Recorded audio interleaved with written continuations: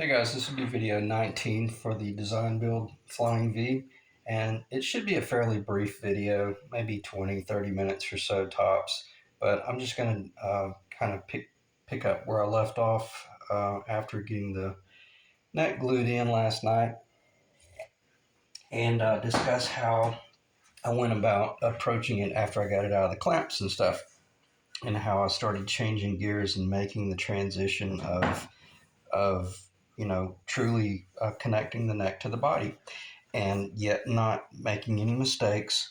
Because one thing I will say about the Flying V, it is the only thing that is uh, it can get you in trouble. What would be the word? Not really dangerous, but it's so symmetrical that just the slightest little bit of kick or variation in compound radius it'll really reveal whether you know what you're doing or you took the time to figure it out. So uh, I feel pretty good about this one. I feel it's very symmetrical, and I feel really good about it. I know that once the paint goes on it, it'll be and I'm literally just kind of looking at it for the first time myself. I just finished doing all this shaping, and I'll back up and discuss what you do after you get them out of the clamp. One of the probably the most critical thing you want to do is to see if you have a layout or structural problems that might have to be addressed. And what I mean by layout problems is I know I had probably spent what most people would think would have been more time than was necessary talking about the whole consistency of this platform overhang and things like that. I think that's even when I bumped the camera last night, and I'm not sure certain if I really drove it home, but it is critical that this overhang is very consistent. And if anything, as I mentioned, if it's not consistent, you want the base side to be a little bit lower because if this base side gets up just higher ever so slightly, what I mentioned by the where's the Floyd Rose? What I had mentioned by the Floyd Rose being kind of an industrial item, I meant that it's very square and it's very industrial in nature, and the slightest little bit of kick in it is almost accentuated because of the very square straight lines. And if that got high on the base side and you had to kick this bridge up just ever so slightly, I'm truly exaggerating, but man, it'll show. And I'm talking just a thread or two variation. It'll so show. And why am I talking about this? Because a lot of guys that play really like hardcore metal, I guess, and just hardcore like psychobilly, or punk, they want to run. They want to make certain that this low E and this low A can just really just bend all over the place and go crazy. And if that string's up there jumping and wobbling, and you got a high point, you're gonna have to raise the bridge, or if anything, you're gonna have to raise the saddles. And I guess that would probably be the solution if you started raising the saddles. But we don't want to do that type of stuff if we can build it into the guitar and know that we did a good job. So how do you check it? I check them with a 16th inch drill bit or something like that, and I can just barely get that little drill bit. I can't even get it to pass through the corner. It's just barely passing right on the tip, and then I come over here, same thing. So I know I'm consistent. And if that little 16th of an inch drill bit just buried up over here, well, then I'd know I was a little bit high. That's all I'm saying. And if you run into an issue of you want to determine these things as soon as you can, and quite frankly, you should have found that before the epoxy started curing or setting, and addressed it. Even if you had to pull the neck out and put a shim, like I was talking about, like under one side, and get it under control. And what would cause that would be if you if the bottom side of the tongue or the tenon was floating or in that direction, floating above the platform on the bottom, and then if you once you started putting clamping pressure, if your clamping pressure got off to one side, well, odds are it'll probably cock it a little bit, and it just those are things that will happen up on you, and man, they'll really catch you by surprise. And that has happened to me before a long time ago when I first started doing this, and there's no better excuse me there's no better way to learn than from your own mistakes, but it's better if you can just try to think through it and avoid it. So anyway, after I got it out of the clamps and I checked all that stuff and I found that it was good and it was trustworthy, and from a tap tone standpoint, it's still kind of soft. The mahogany, the epoxy is still kind of soft, but it's pretty cool. It's already taken on a little bit of a tap tone. This is a bad tool to be showing it with. I'll show it briefly because this is the same tool I used on the front end with the body, but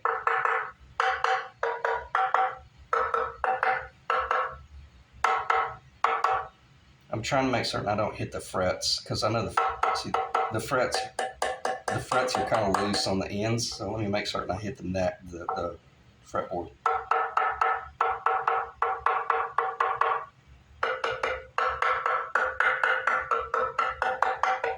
Sounding pretty good. Really nice, sweet tap tone. Poplar has a really interesting color. Very dark. And that's primarily because it's routed out over here. And I don't want to digress and start talking about chambering, but it's amazing. Well, now that's a lot of material relief, but notice how much darker it is on this side than over here where it's mostly solid. Considerable. And the only thing I will say that it's truly kind of sad, when I routed out for the Floyd Rose, it lost a lot of its pop. And when I say a lot, it probably lost 30% of its original tap tone. But, small price to pay for such a cool item as the Floyd Rose. So there you have it. All right, and how did I go about approaching making this shape, doing all this shape work? Well, we didn't have the cap, which I determined it definitely needed it. And I have to admit, it actually kind of looked really cool without the cap because it kind of took on that whole Les Paul thing where where the neck, and it's funny, it's actually getting heavy now that it's got the neck on it. But where the neck came up at that point right there, that distance right there was a really cool and very attractive reveal, and it looked really good. But the first thing that I did was flip it over as if I'm a player, and I slid up to see what it felt like if I'm going all the way up to high register. And as soon as I did that, if I'm in the camera, as soon as I went up, man, it was like stepping on a gravel without any shoes on. It was just like bam, that sharp corner. And I think you know what I'm talking about. But this sharp corner right here on the body, not on the neck, but that little sharp corner right there was brutal. And I mean, it was not only is it noticeable, but man, it was painful. And now that I got the cap in there, it's almost like a through body design. And you go up now, and it is such a sweet. I'm really being I'm being very much geeky about this, but when you look at how well it fits the design of your hand, it's almost just it's like it was intended to be that way. So when you're going up fairly fast to catch a high, go in the high register, not being melodramatic, but it's very comfortable.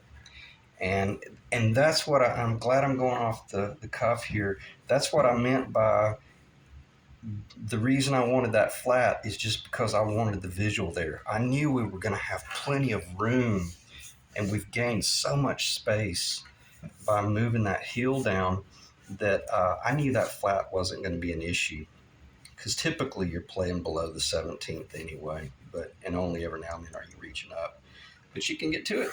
All right, so anyway, I didn't mean to start rambling there, but I guess I had to kind of drive home the fact that it really needed the cap, not for visual. The cap was obviously is more attractive, but it definitely needed the cap from a functional standpoint. And I'm about 99% with the definition. And what's really cool, I literally did. I took off about a 16th of an inch of where it originally was rough in its rough shape, but I still got my real pretty curvature.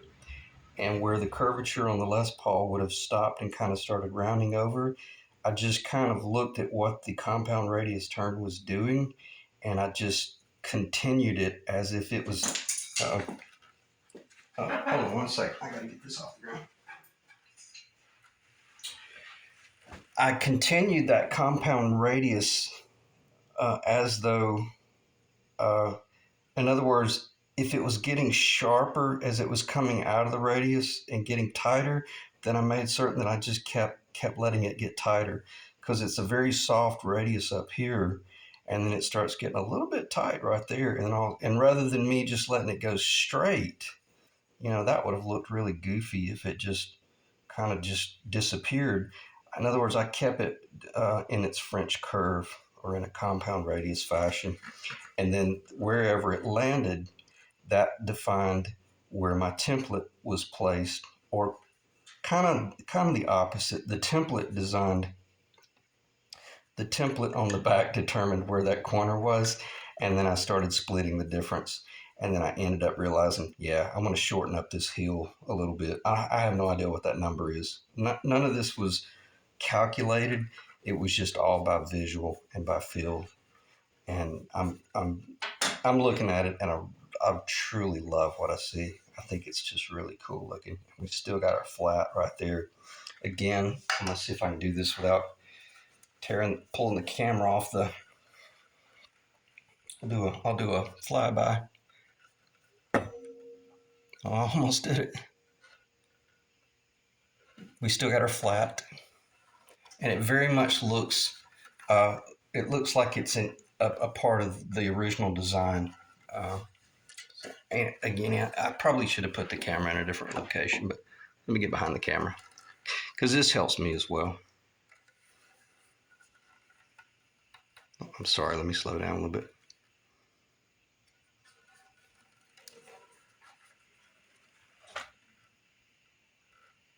Turned out nice.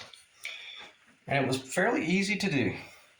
And the cool thing about that cap right there, and I almost forgot about this, but that cap is nothing other than just bird's eye maple, and it was one stick that I cleaned up on the table saw to hit that target thickness. I don't even know what the number is. It's probably roughly a quarter of an inch, 5 or 6 millimeter. But if you're carving bird's eye maple level with poplar, you better be pretty good.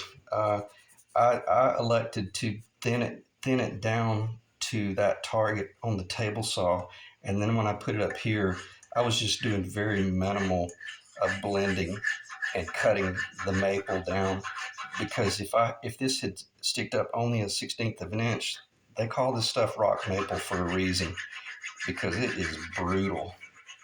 But anyway, it's nice and level, and it turned out really good. But I actually glued it in with jet glue, every bit of it. And in the middle, there's a little piece of maple that is a center line, not for visual, but just because it was too narrow. I needed the additional width, and that little bit of maple veneer spread it open. And unfortunately, it's not on center. It would have been cool if it landed perfectly on center. It's close, but it's not on center. But again, it's all paint grade. And then it was all glued in with the jet glue. That happened within about 10 seconds, and it was over. It was glued in, and it was permanent.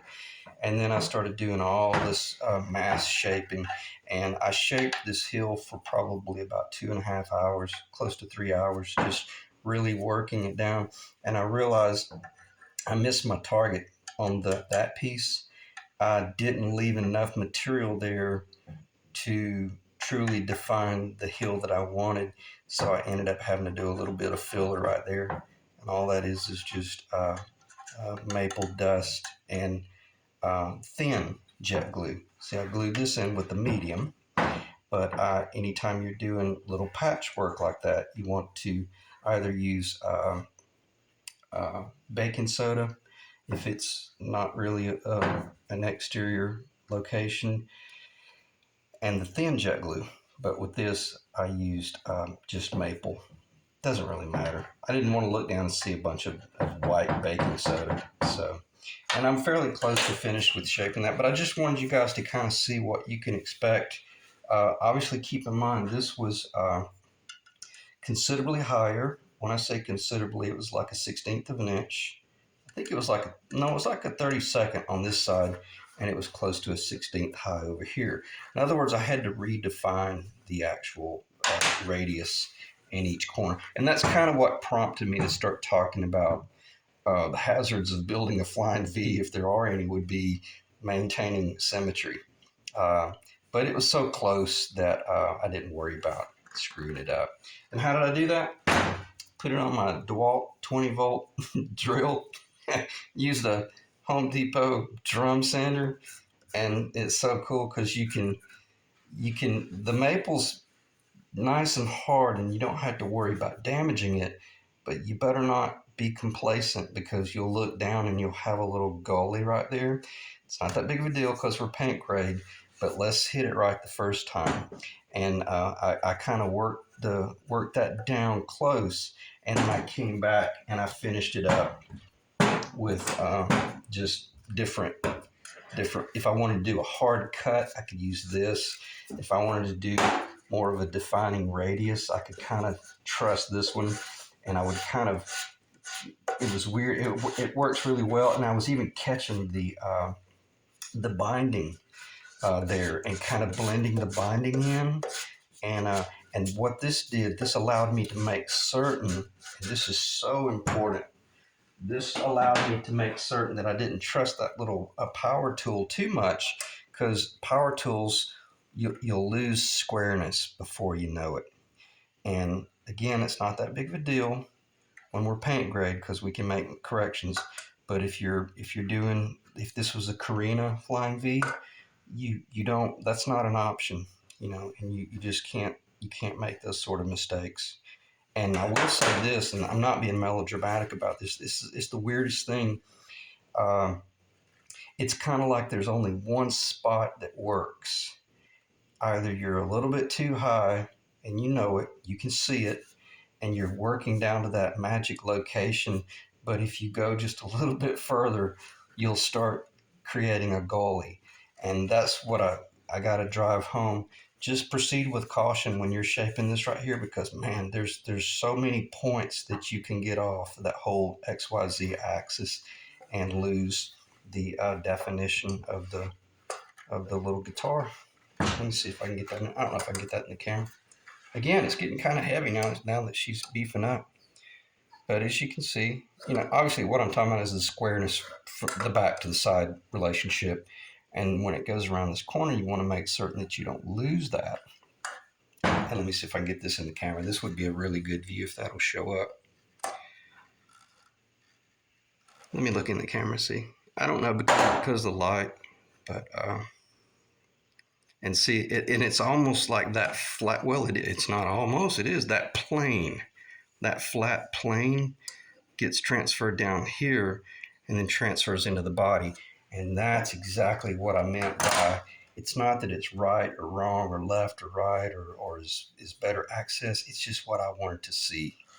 And I love that when you see that kind of beautiful transition from this cool, simple body, but into this neck that is very much distinctive or it has a distinct transition.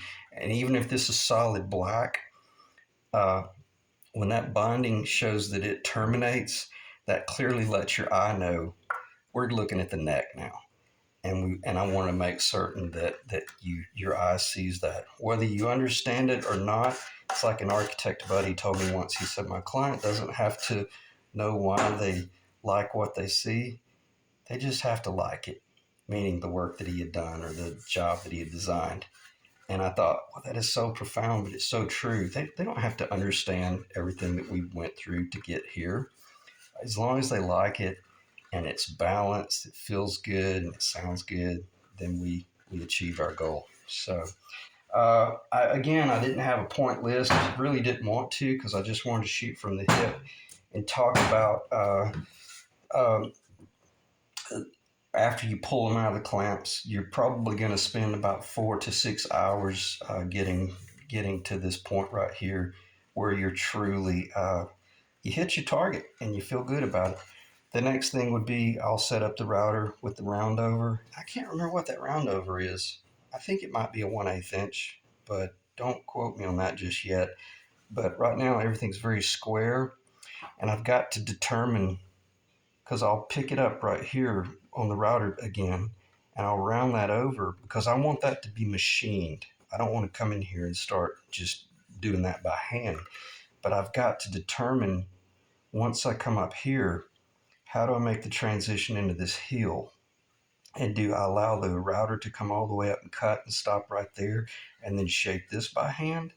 Or do I, I don't want, I'm not gonna leave it that sharp, but I don't want to come in here and start cowboying, this kind of stuff right here, because man, before you know it, you'll round over that corner and you'll be filling it in with epoxy. So anyway, I'm going to check the time, but most likely I'm probably going to just shut the video down right there. Or either, I tell you what, let me do this. I'm going to pause and I'm going to think about whether I should discuss the Floyd Rose a little bit more and possibly because that's what's going to be next. This thing's ready to string up. I'm actually ready to uh, drop this Floyd Rose in. And yeah, let me pause the video because I might spend another 15 or 20 minutes talking about that.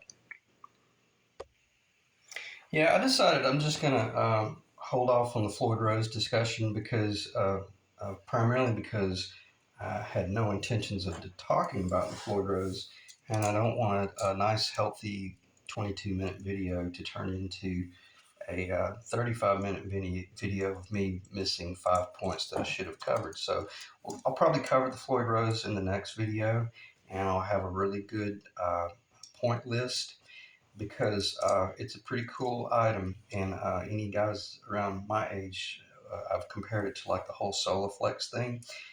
It really did hit the nail on the head, or Floyd did with the design and what he did. And then once it got in the hands of Eddie Van Halen, changed the world. So a lot going on with the heel. I think I covered that well enough that I didn't really miss any points.